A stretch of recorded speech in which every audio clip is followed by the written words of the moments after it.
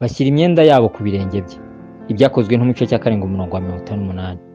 Baramukurubana bamuvana mu murwa bamwicisha amabuye. Abagabo bamushinje bashyira imyenda yabo ku birenge by'umusore witwaga Sawuli. Mu bishe Sitefano harimo umusore witwaga Sawuli. Barasakuza cyane biziba amatwi, bamugwirira icyarimwe, baramukurubana bamuvana mu murwa bamwicisha amabuye.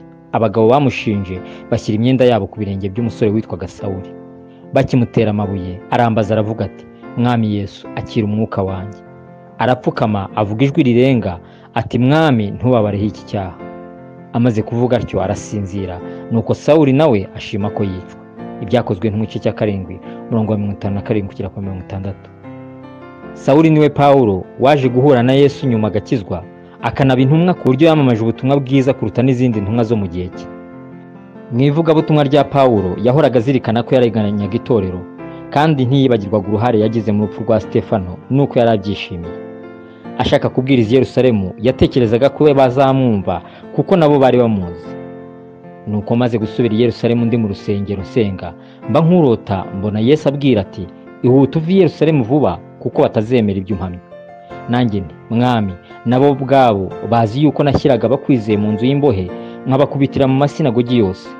Kandi ubwo bavushaga amaraso ya Sitefano wahamyaga ibyawe, nanjye nari impari mbyishimiye ndinda imyenda y'abamwicaga. Aransubiza ati, genda kuko nzagutuma kure mu banyamahanga. Ibyakozwe nk'umuco cya 22:17-21. Kubizirikana byatumaga azirikana imbabazi Yesu yamugiriye akanicisha bugufi, bikanatuma agira ishyaka cyane kubw'ineza yagiriwe.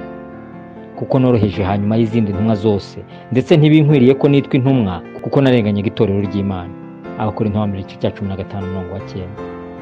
Umutima uzirikana imbabazi z'Imana, umutima uciye bugufi kandi ugira ishyaka ry'Imana, ni umutima Imana itabura gukoresha iby'ubutwari. Bisa nk'aho amaraso ya Sitefano n'imibabaro yari yarateye itorero byari nka moteri yatumaga akorera Imana ubudacogora. Urupfu rwa Sitefano rero muri ubwo buryo bwari imbuto yari ibibwe ngo yeremo nyinshi, ubwami bw'Imana burushaho kwaguka. Amaraso y'abagaragu b'Uwiteka kimwe n'amaraso y'Umwami wabo Yesu Kristo ntamenekera ubusa. Imibabaro yabo ibifite intego, haba habitsemo agakiza ka benshi. Umwami Yesu yabibwiye abigishwa be ababwira ko bikwiye kwapfa kugira ngo Imana ironke abandi bana benshi. Nukuri ndababwira yuko iyo akabuto k'ishaka kataguye hasi ngo gapfe kagumaho konyine, ariko iyo gapfuye kera imbuto nyinshi. Yohana 12:24. Iryo ni ihame mu bwami bw'Imana. Amaraso y'abana bayo n'imibabaro yabo ni ibise bivukamo abandi benshi. Kimwe mu bidindiza ubutumwa bwiza bigatuma benshi badakizwa nuko abakristo benshi batemera kurengana ngo bemere kubabazwa bahorwa izina rya Yesu no kubaha Imana. Isi ntishobora kubona Yesu mu bamwizera igihe cyose batemera kubabazwa nkawe. Ibihe bikomeye itorero rigomba gucamo si ibyo guhamiriza isi gusa ngo birangire, ahubwo bibitsemo agakiza k'amagana menshi atari kuzigera amenya uwadupfiriye ku musaraba. Umusaruro ukomeye mu bwami bwa Data uri hafi. Abana benshi barenda kuvuka mu rugo rw'Imana. Ni ngombwa ko twemera kujya ku bise byo kubaronka nk'uko natwe hari ibyo twavuyemo. Ariko wowe ho wirinde muri byose, wemere kurengana, ukora umurimo w'umubwiriza butumwa bwiza, usohoza umurimo wawe wo kugabura iby'Imana. Timoteyo 2:5. Dusenge.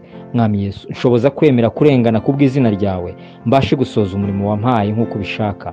Mu izina ryawe Yesu. Amen.